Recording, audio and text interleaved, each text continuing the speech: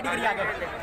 टिकैत जी आपसे जानना चाहेंगे, आज यहाँ महापंचायत है हापुड़ में, ये देखा जाए तो एनसीआर का जो मिला हुआ जनपद हापुड़ है, यहाँ के किसान भारी संख्या में आपको समर्थन भी दे रहे हैं और काफी दिनों से आप वहाँ बैठे हुए धरने पर बैठे हुए, तो आप जानना चाहेंगे कि सरकार आपसे बात करने के लिए तैयार नहीं है, ना ही आपकी कोई सुन रही है, और आगे की रणनीति क्या रहेगी आपकी? सुन लेगी सरकार, 1-8 साल में सुन लेगी, हमें भी कोई ज्यादा जरूरी है, आएगी तो सरकार किसानों के पास में है, 1-8 साल में सुन लेगी सरकार। हमको अभी दिसंबर तक का टाइम दिया, मेरा के फिर बढ़ा देंगे। अगर सरकार दिसंबर तक की बात करने के लिए आगे नहीं आती, 2023 तक सुन लेगी, तो ये 2023 दिसंबर तक सुन लेगी। उत्तर प्रदेश में पंचायत चुनाव है, क्या इसका असर कहीं ना कहीं पंचायत चुनाव में देखने के लिए मिलेगा? अब पंचायत चुनाव तो इंडिपेंडेंट चुनाव होता है, जो आदमी मेहनत करता है 40-50 गाँव में, उसको लोग वोट करते हैं, जो नहीं करता उसको नहीं। कहीं आपके मन से अभी बोला गया था आपके आने से पहले कि जो भी बीजेपी समर्थित प्रत्याशी उसको हराने का काम समर्थन देने की बात करेंगे। यहाँ से उनके खिलाफ आंदोलन चल रहा है, उनका समर्थन देने की बात करेंगे। राकेश जी, आप पे जो हमला हुआ था राजस्थान में, उसका क्या था? वे बीजेपी के थे लड़के सारे। तो कोई कानूनी कार्रवाई की गई है आपकी तरफ? उनके खिलाफ रिपोर्ट दर्ज होगी थी, 14 लोग पकड़े गए थे। हमने तो फिर कहा भाई क्यों पकड़ो, पढ़ने वाले बालक हैं, क्यों जीवन बर्बाद करो, इन्हें छोड़ दो। इनकी विचारधारा है, हम इनसे मिलेंगे, इनसे सबसे इनकी क्या विचारधारा थी, क्यों करा उनको पता है नहीं। कोरोना के बारे में क्या कहना आता है? कोरोना तो है नहीं, बंगाल में है नहीं कोरोना, शायद वो दिल्ली में आ जाएगा थोड़े दिन में। जैसे ही नेता यहाँ पाओगे तो कोरोना दिल्ली में आओगा। जनता बच कर रही हो, आधा देश पहले भी क्या, आधा देश सबका भी होगा। ऐसा तो नहीं है आपके संघर्ष को कमजोर करने की उम्मीद? वो शाहीन बाग का संघर्ष नहीं है, सरकार गलत फहमी बना रहे हैं। ये कोरोना के बाद में इस आंदोलन को उठवा देंगे, ना ये आंदोलन उठेगा। अपनी सरकार औकात में रहे, ना आंदोलन खत्म होगा ना उठेगा। ये कोरोना का ले लो बहाना, ये लॉकडाउन लगा लो, या देश में कर्फ्यू लगा लो, या कर्फ्यू लॉकडाउन इकट्ठा लगा लो, धरना खत्म नहीं होता। तो क्या आपकी नजरों में फिर कोरोना नहीं है? ना कोरोना का बाप भी आ जाओ जब भी धरना।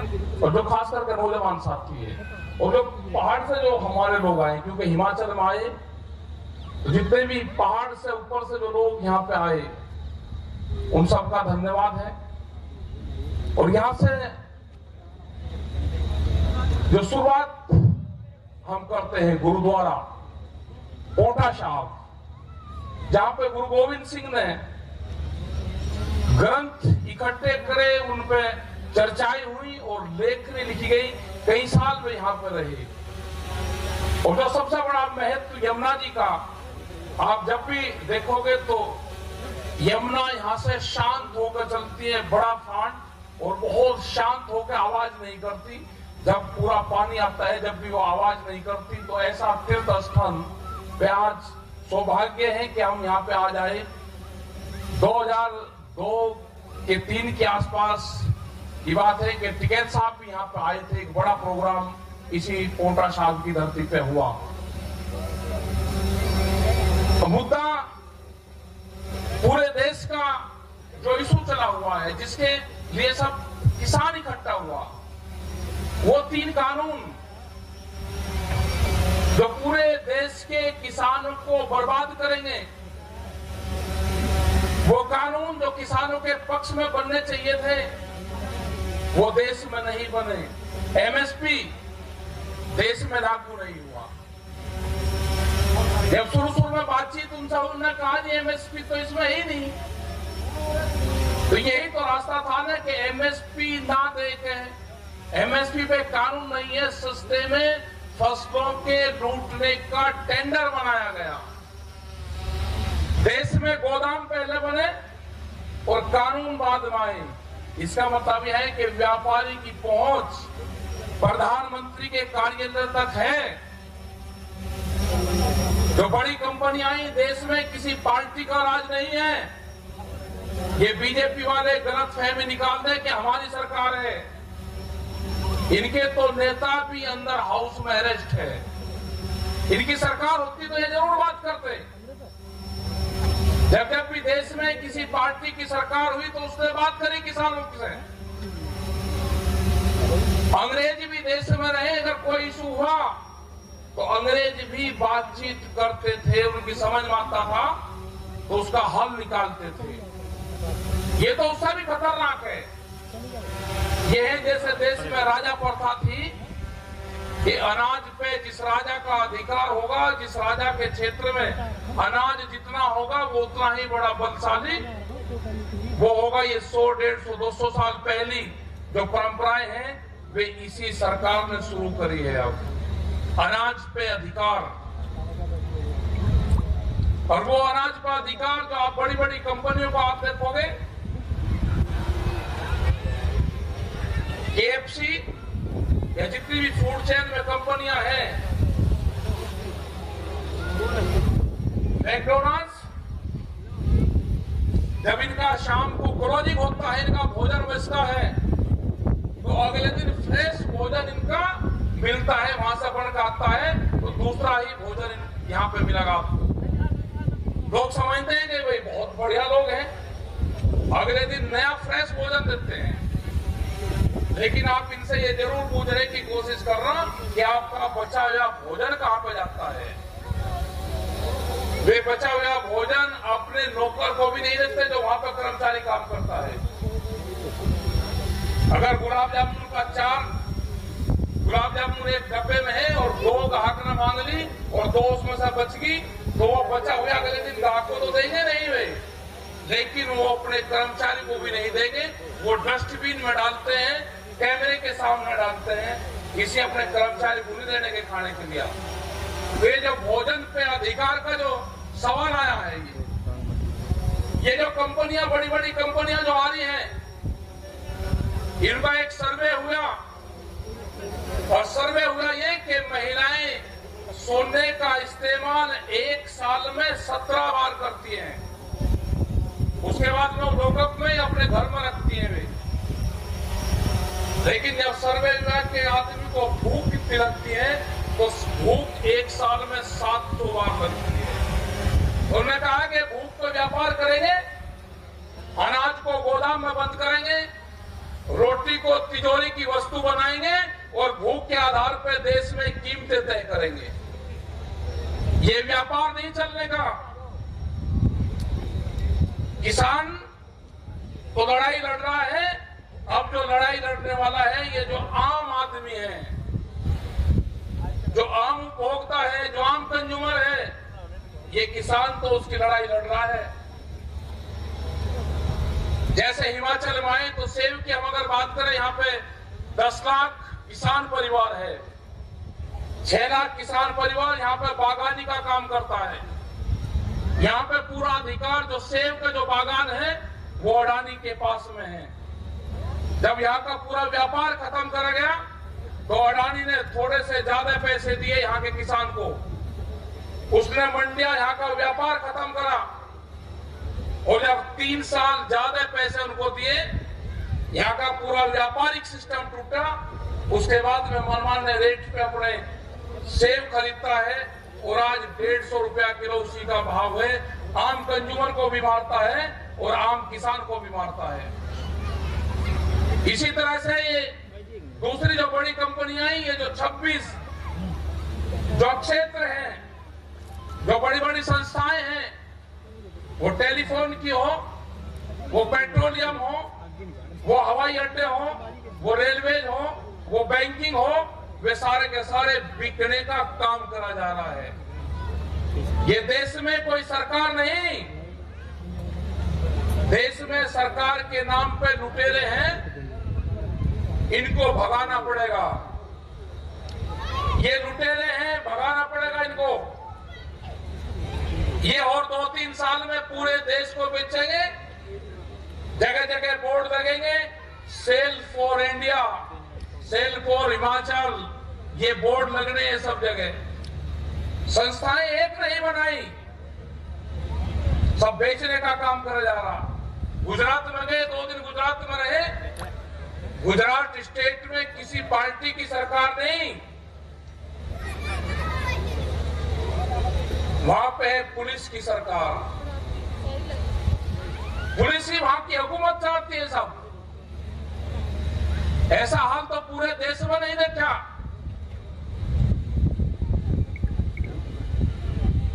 ये हाल गुजरात के हैं जब साबरमती आश्रम गए, उसके बराबर में एक स्टेडियम है, स्टेडियम था सरदार वल्लभ भाई पटेल के नाम से। स्टेडियम का नाम बदल दिया गया गुजरात के अंदर, मोदी स्टेडियम। उनके बाद में उसके गांव गए हम, सरदार जी के बागडोली गए, जहां से उन्होंने आंदोलन की शुरुआत करी। हमने 2 दिन में दोनों जो महापुरुष थे उनके वहां पे गए, वहां के किसानों से मिले, वहां के गांव के लोगों से मिले। गांव के लोग हमको सड़कों पे खड़े जरूर मिलते थे, लेकिन किसी की हिम्मत ये नहीं थी कि हमारा हाथ उठाकर समर्थन कर दे। वे सिर्फ ऐसे हाथ बांध के बात सुनते थे। एक आतंक अगर देखना है तो गुजरात में जाकर देखो। यहाँ पे भी, उत्तराखंड में भी हम गए। रुद्रपुर में एक पंचायत हुई, वहां उस पंचायत में कभी मोदी आए होंगे। उस मैदान का नाम रख दिया मोदी मैदान। जब वहां पर पंचायत हुई तो उससे ज्यादा भीड़ इन किसानों की गई वहां। इन किसानों ने नाम बदल कर रखा कि जिसकी ज्यादा भीड़ मैदान उसके नाम, तो उन्होंने नाम रखा किसान मैदान।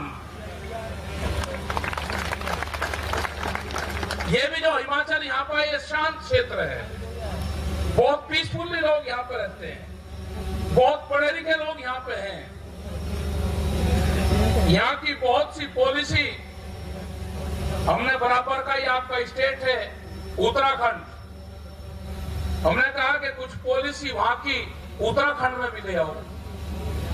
उत्तराखंड के अधिकारी यहाँ पे भेजे, कुछ पॉलिसी वे लेकर गए 7 साल पहले, और सर्वे करो कि यहाँ का जो उत्थान है, यहाँ के जो आदमी है ये पढ़े लिखे हैं, ये एजुकेट है, उत्तराखंड का क्यों नहीं है? दोनों हिल स्टेट है। कुछ अच्छाई भी है यहाँ के लोगों की, लेकिन उनको भी दबाने का काम करा जा रहा।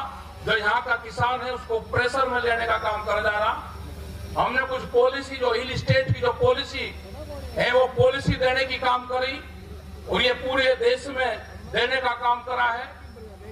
जो भारत सरकार से आंदोलन चल रहा वो तो चल रहा है, लेकिन जिस स्टेट में जाते हैं उस स्टेट की भी पॉलिसी में कैसे उसमें सुधार हो सकता है, उसमें भी बात करी जाती है। जब तक यहाँ पे विलेज टूरिज्म पॉलिसी में बढ़ोतरी नहीं होगी, तो पहाड़ के किसान को, वहां के गांव में रहने वाले लोगों को लाभ नहीं मिलेगा। वो विलेज टूरिज्म पॉलिसी पूरे देश में लागू हो, यहाँ के किसान को ट्रांसपोर्ट सब्सिडी मिले।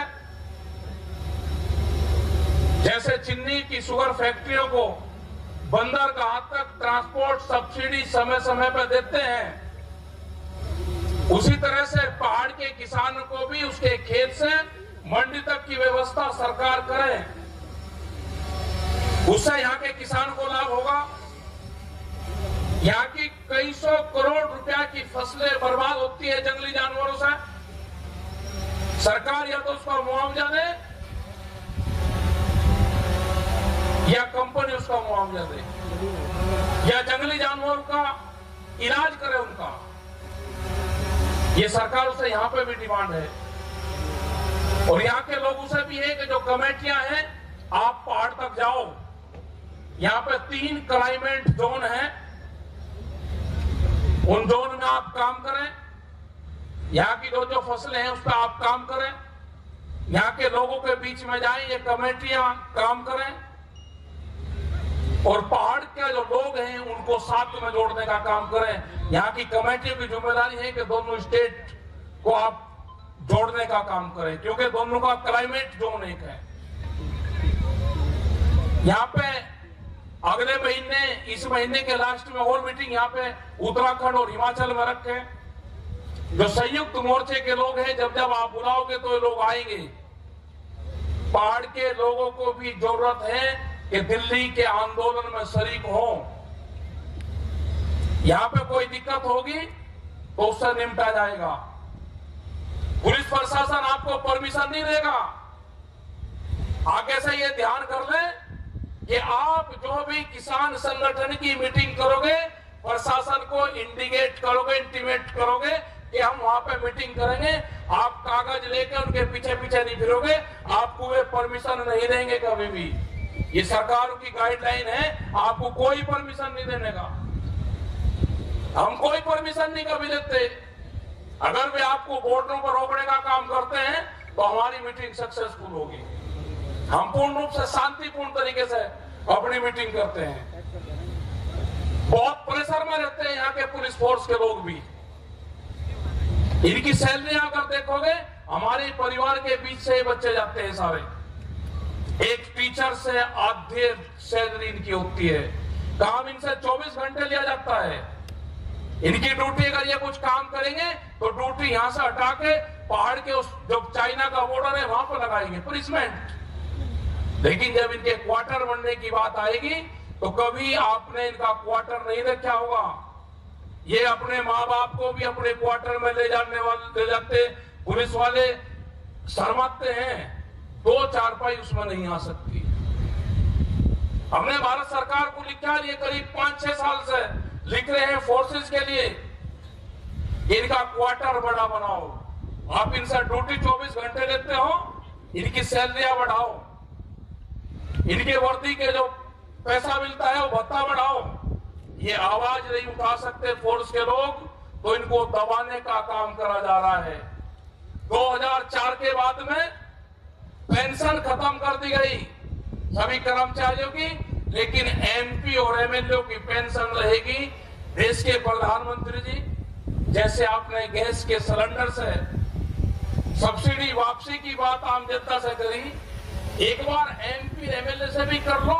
बहुत लोग छोड़ना चाहते हैं, आप अपील कर लो, कौन कौन छोड़ेंगे। ये देश में अब नहीं चलने वाला। एमपी और एमएलए को 4-4 पेंशन मिलेगी और सरकारी कर्मचारियों को एक भी पेंशन नहीं मिलेगी।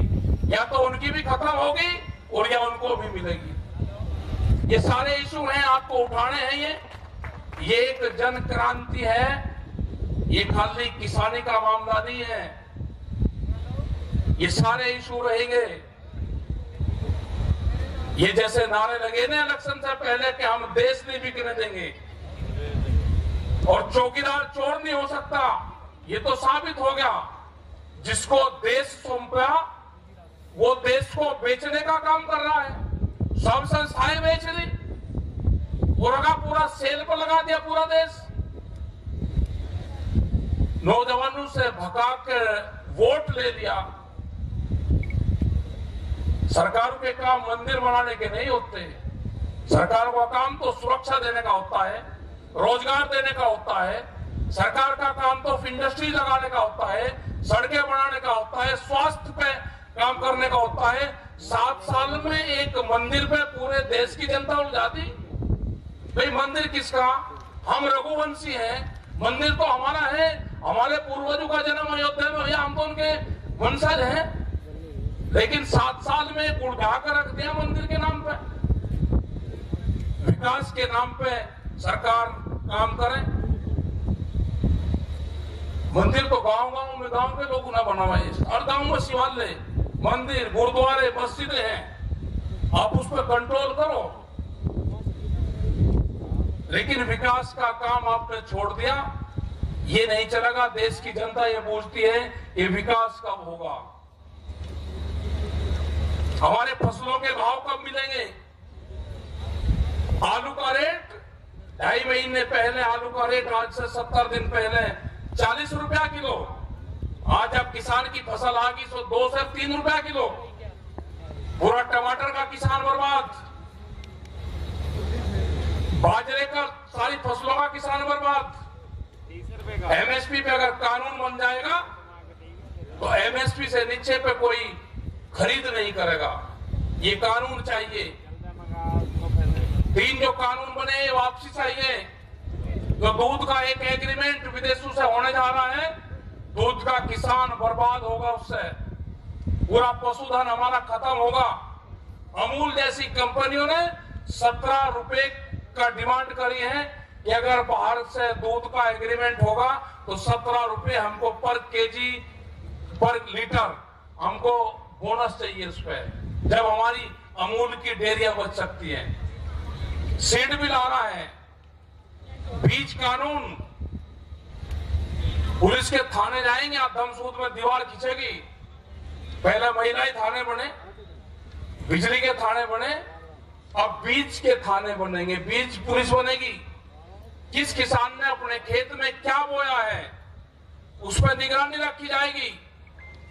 अगर धोखे से किसी ने किसी से दुश्मनी निकालनी है, किसी कंपनी का बीज किसी के खेत में भगा दो 1 किलो, जब वो जमेगा उसके ऊपर मुकदमा दर्ज होगा।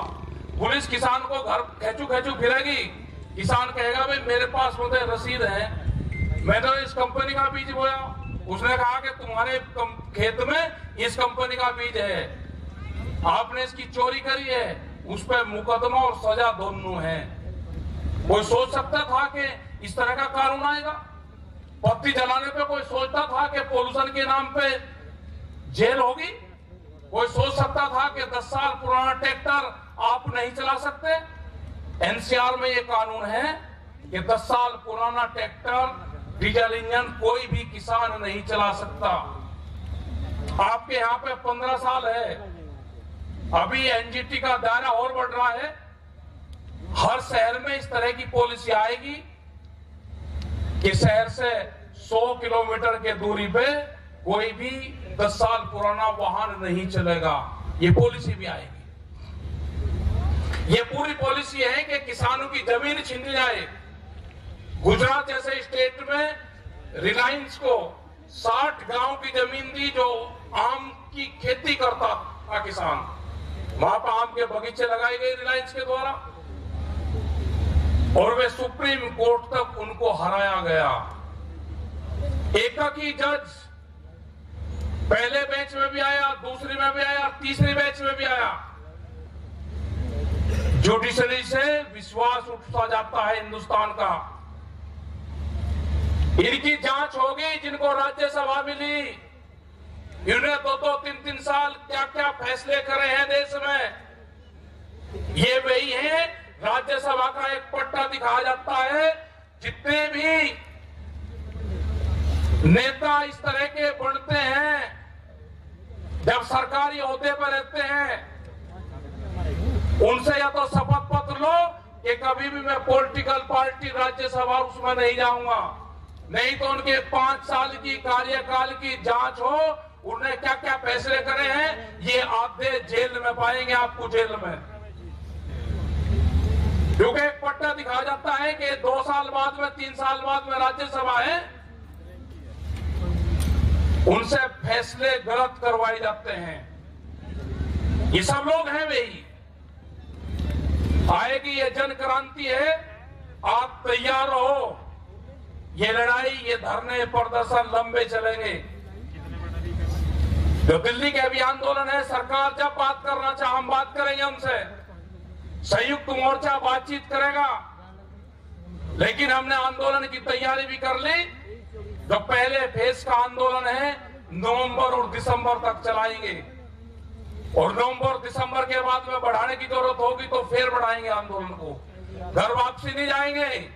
ये कोरोना आ जाओ, ये कोरोना के नाम पे खेल करना चाहते हैं। बंगाल का चुनाव हो जाएगा, कोरोना आ जाएगा, ये कोरोना का बाप भी आ जाएगा, ये धरने खत्म नहीं होंगे। इन आंदोलन को शाहीन बाग मत समझ लेना।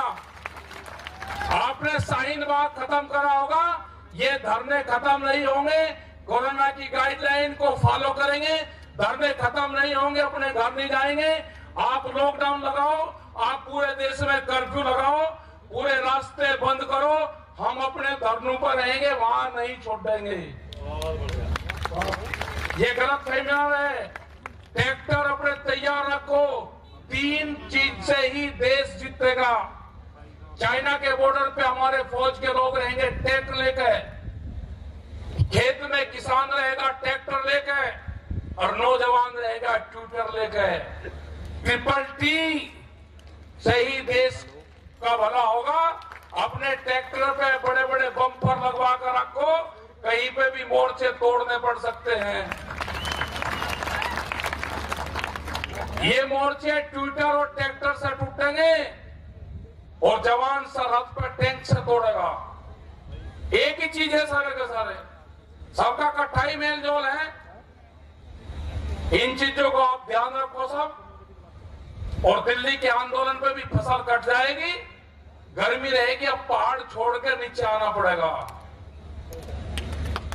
गर्मी में बहुत ठीक लगता है पहाड़, हमको भी लगता है, हमको भी 5-10 दिन रहना चाहिए था यहाँ, लेकिन नहीं। 2021 का जो साल है ये आंदोलन का साल है। अगर 2021 आपने आंदोलन ठीक कर लिए तो आने वाले टाइम पे आपकी जमीनों की तरफ कोई नहीं देख सकता, नहीं तो आपकी जमीनें नहीं बचनी।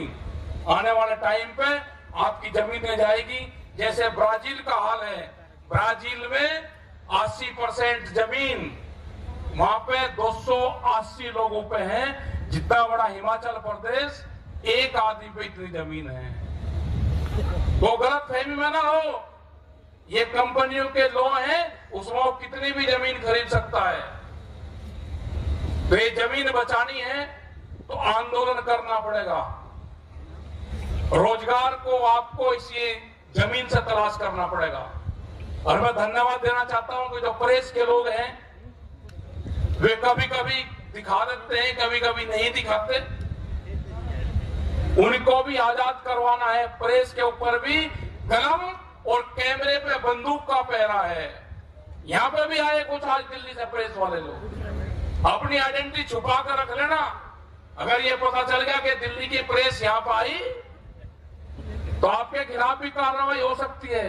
धन्यवाद है हम लोगों का कि जो वहां से आके और यहाँ पे कवरेज कर रहे, अपनी रिपोर्ट बना कर दे रहे, लेकिन चैनल में मीडिया हाउस नहीं दिखाना चाहता, तो आपसे कोई हमको एतराज नहीं है, क्योंकि आप भी अंडर प्रेशर काम कर रहे हो। तो ये प्रेशर खत्म करवाना है, देश से कई लोगों को मुक्त करवाना है। गुजरात के किसानों को मुक्ति अभियान चलेगा। देश के बीजेपी के जो नेता अंदर कैद में बंद है उनको छुटवाना पड़ेगा। कुछ तो छोड़ के आगे बीजेपी छोड़ के आ रहे हैं, छोड़ रहे हैं, क्योंकि अब ये डूबता हुआ जहाज से कूद कर भागेंगे सब। इनके नेता नहीं बोल रहे, जो बीजेपी के नेता थे वे अंदर बंद है, हाउस अरेस्ट है वे, क्योंकि उनकी सरकार है ही नहीं। तो ये अभियान चलेगा। प्रेस मुक्ति अभियान भी देश में चलाना पड़ेगा। तो ये अभियान सारे चलेंगे। जो यहाँ पे भंडारे जो लगाए, जो लंगर लगाए, उनका भी धन्यवाद। जो खालसा